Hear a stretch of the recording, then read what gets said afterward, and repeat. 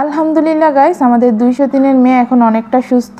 যারা আমাদের রেগুলার ব্লগগুলো দেখেন তারা তো জানেনই আমাদের মেয়ে 1 সপ্তাহ যাবৎ অসুস্থ ছিল। এখন একটু সুস্থ হতে না হতেই তার দুষ্টুমি আবার শুরু হয়ে গিয়েছে। সে যাই হোক, মধ্যবিত্ত অভাবের সংসারে যেখানে ঘুম থেকে উঠেই হিসাবে শুরু হয়, সেখানে আমরা 203 কিভাবে সব কিছু সামলাই যাতে করে মাসের শেষে সমস্যায় পড়তে না হয়, এই সব কিছুই শেয়ার করব আজকের ব্লগে। সাধারণত যা হয়, মধ্যবিত্ত সংসারে ইনকাম থাকে কম কিন্তু প্রয়োজন থাকে অনেক বেশি। তো সবাই বলে যে টাকা দিয়ে নাকি সুখ কেনা যায় না, কিন্তু টাকা না থাকলে আসলে বোঝা যায় দিন শেষে বাবা মারা সন্তানের মুখে হাসিটাই ফুটাতে পারে না। হ্যালো এভরিওয়ান, আসসালামু আলাইকুম, welcome back to our channel shared family fun. তো প্রথমেই বলে রাখা ভালো, যাদের আগ্রহ আছে এই বিষয়টা নিয়ে যে আমাদের হাজব্যান্ড কি করে, তাদের জন্য আমরা অলরেডি একটা ব্লগ আপলোড দিয়ে দিয়েছি এই টপিকের উপর। আপনারা চাইলে এই ভিডিওর শেষে দেখে আসতে পারেন। এখন আমি আপনাদেরকে একটা মজার কথা বলি, বিষয়টা কিন্তু মজার হলেও অনেক কার্যকরী। এই যে আমি প্রত্যেক দিন সকালে 12টার দিকে ঘুম থেকে উঠি, যার কারণে আমি ডিরেক্ট সকালের নাস্তা খাই না, একদম দুপুরের খাবারটা খেয়ে ফেলি। এখানে কিন্তু আমি আমার হাজব্যান্ডের একটা হিউজ অ্যামাউন্ট বাঁচিয়ে দিচ্ছি। অন্যদিকে আমার সতীন যা করে, সকালবেলা উঠেই তার 2টা ডিম, 4টা পরোটা, তারপর ড্রাই ফ্রুটস, এগুলো না হলে নাকি তার হেলদি একটা ব্রেকফাস্ট হয় না, সে এনার্জেটিকভাবে সব কিছু করতে পারে না। যাই হোক গাইস, আমি আমার সতীনের একটু বদনাম করলাম, কিন্তু বাস্তবে তার জন্যই আমাদের সংসারটা এত সুন্দরভাবে টিকে আছে। সে বলতে পারেন যে সংসারের একটা গুরু ভার তার কাঁধে নিয়ে নিছে। তো আমি এক এক করে আপনাদেরকে এখন বলি সে আসলে সংসারটা এত সুন্দরভাবে গুছিয়ে রাখার জন্য কি কি করে। এই যেমন কয়েকদিন আগে এই যে 10 রোজা তো চলে গেছে, তো ইফতারের দায়িত্ব ফার্স্টে আমি নিছিলাম, যেহেতু ছোটো বউ, পারি কম লাফাই বেশি। তো শরবত বানানোর কাজটা মেনলি আমার কাঁধে পড়ছে, আর কিছু করি বা না করি। তো শরবত বানাতে গিয়ে আমি এই 10 দিনে একদম 2 থেকে 3 কেজি চিনি শেষ করে ফেলছি, এত পরিমাণে চিনি দেই। তো আমার সতীন বলছে যে তোমার আর শরবত বানানোর দরকার নেই, আমি করতেছি।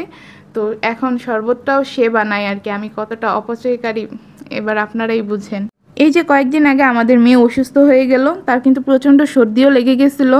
তো এটার আসল কারণটা এই যে ভোরের দিকে কিন্তু একটা ঠান্ডা ঠান্ডা ভাব আসে, তো যার কারণে ফ্যান যেহেতু ফুল বাড়ানো থাকে, তো ওই কারণে তার প্রচণ্ড ঠান্ডা লেগে গেছে। এই ক্ষেত্রে আমার সতীন কী করে, ভোরের দিকে উঠে ফ্যানটা অফ করে দেয়, কিন্তু আমি আলসেমির কারণে উঠতে পারি না। আর এদিকে আমাদের মেয়ে অসুস্থ হয়ে গেছে আমার আলসেমি স্বভাবের কারণে। তো এইভাবেই সে কতগুলো কারেন্ট বিল আমাদের বাঁচিয়ে দেয়, এইভাবেই কতগুলো টাকা সঞ্চয় করতেছে। তারপর আবার কি করে জানেন, আমাদের হাজব্যান্ড থেকে তার এটা লাগবে সেটা লাগবে বলে টাকা নেয় কয়েকদিন পর পর, কিন্তু সেই টাকাগুলো দিয়ে কিন্তু আসলে সে কিছু কিনে না গাইস, সেগুলো জমিয়ে রেখে দেয় যাতে আমরা হঠাৎ করে যদি কোনো সমস্যার মধ্যে পড়ে যাই তখন সামাল দিয়ে উঠতে পারি। তো আপনারা তো বুঝতেই পারতেছেন আমার সতীন কতটা সাংসারিক আর আমি কতটা হেলামি করি সংসারে। যাই হোক, আমার সতীন আমার হেলামিগুলোকেও মানে প্রশ্রয় দেয়, আবার সংসারটা অনেক সুন্দরভাবে সামলিয়ে রাখছে। তো আপনারা সবাই অভাবের সংসারটা সুন্দরভাবে সামলিয়ে রাখার জন্য কি কি করেন সেটা কিন্তু আমাদেরকে অবশ্যই জানিয়ে যাবেন। আর আমি আজকে সতীনের উপর দিয়ে একটু তেরামি করে মানে একটু শখ হয়েছিল আর কি, যে আমি আজকে রান্না বান্না তারপর ইফতার বানানো সব কিছু করবো, কিন্তু সে আর হইল কোথায় বলেন। মেয়ে জ্বালাইতেছিল, এদিকে বুট পুড়ে গেছে, একটু আগে আমি আপনাদেরকে পাতিলটা দেখাইছি। তারপর ওই যে ওইদিকে দেখেন মানে আমি নিচে রাখছিলাম ডালগুলো ভিজেয়া পেঁয়াজু বানানোর জন্য, পাড়া লেগে সব একদম চিচিং ফাঁক হয়ে পড়ে গেছে। তো এরপর ইফতার বানাতে আমার একটু লেট হয়ে যায়। লেট তো হয়েছে আর কি বলবো, দুঃখের কথা। মানে আমার শ্বশুর আব্বা পরে বুটটা শুধু ভাজি করে রাখছিলাম, ওই বুট দিয়েই শুধু শুধু মুড়ি মাখাই ফেলছে, আলুর চপ পেঁয়াজি কিছুই নেয় নাই। আর আমার একটা সমস্যা কি জানেন, আমি একটু আস্তে ধীরে কাজ করি, আমার কেন জানি তাড়াতাড়ি কাজ করতে ভালো লাগে না, আমি পারিও না তাড়াতাড়ি কাজ করতে। আপনারাও কি আমার মতো এইরকম কেউ আছেন যে যাদের আস্তে আস্তে কাজবাজ করতে ভালো লাগে, তাড়াহুড়ো মানে পারেন না আর কি, এটাই মেন কথা, আস্তে ধীরে করেন এই জন্য। তো আমি কাজবাজগুলো কাজবাজ শেষ করছি বলতে জাস্ট ইফতারটা রেডি করছি, ইফতারটা রেডি করে এই যে এখন বাচ্চাদেরকে নিয়ে বসছি। আমার শ্বশুর আব্বার জামাই সতীনের খাওয়া শেষ, তো আমি বাচ্চাদেরকে নিয়ে ইফতার খাইতে বসছি। আর আমাতুর আব্দুল মাশাআল্লাহ কত কিউট করে খাচ্ছে, একটু দেখেন তো। আর আমার না বাচ্চাদের সাথে বাচ্চামি করতে করতে খাবার দাবার খাইতে যাই বলেন না কেন আমার বাচ্চামি করতে অনেক ভালো লাগে। আর যার কারণে হচ্ছে আমি বাচ্চামি করতে করতে এখন ঠিকমতো কথাই বলতে পারি না।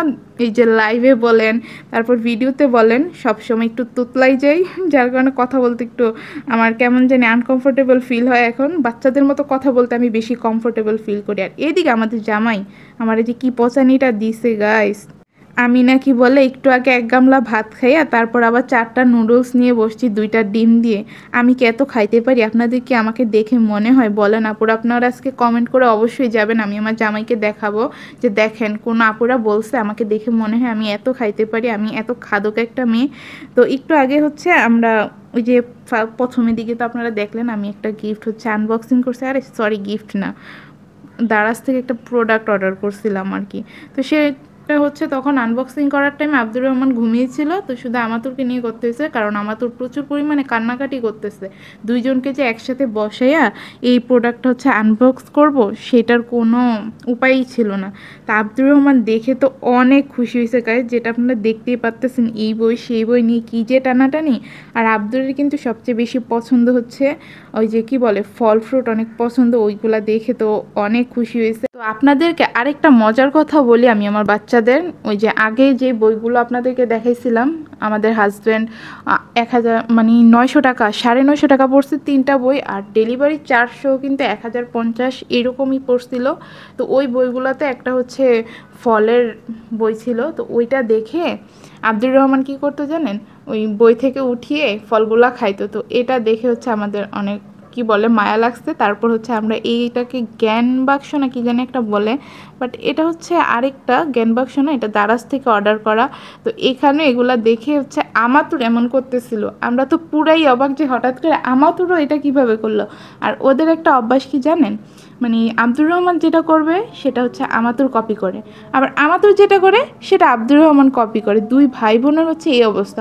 আবার কখনো কখনো এমন হয় আব্দুর রহমান শান্ত থাকে, আমাতুর অনেক রেগে যায়, জেদ দেখাইতে থাকে যে কি পরিমাণে।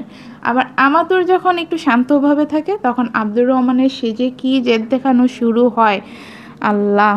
তো যাই হোক, আমাদের এই বইগুলো আনা কিন্তু কি বলে এক প্রকার সার্থক হয়েছে, কারণ বাচ্চারা দেখে অনেক খুশি হয়েছে। আর এখনও এই বইগুলো নিয়ে কিন্তু অনেক খেলাধুলা করে। আব্দুর তো ঘুম থেকে উঠেই তার মাশাল্লাহ সে বই নিয়ে বসবে আগে, পড়া পারুক বা না পারুক। আর ওই বয়সে পড়া পারবে কিভাবে, কিন্তু বই নিয়ে বসবে, মাশাল্লাহ মাশাল্লাহ। আর আমাদের মেয়ের হাতে যে দেখতেছেন ওই আচারটা, এটা হচ্ছে আমরা দারাজ থেকে প্রোডাক্ট অর্ডার করে, এত প্রোডাক্ট অর্ডার করছি, এত দামি দামি প্রোডাক্ট, কিন্তু কখনো গিফট পাই নাই।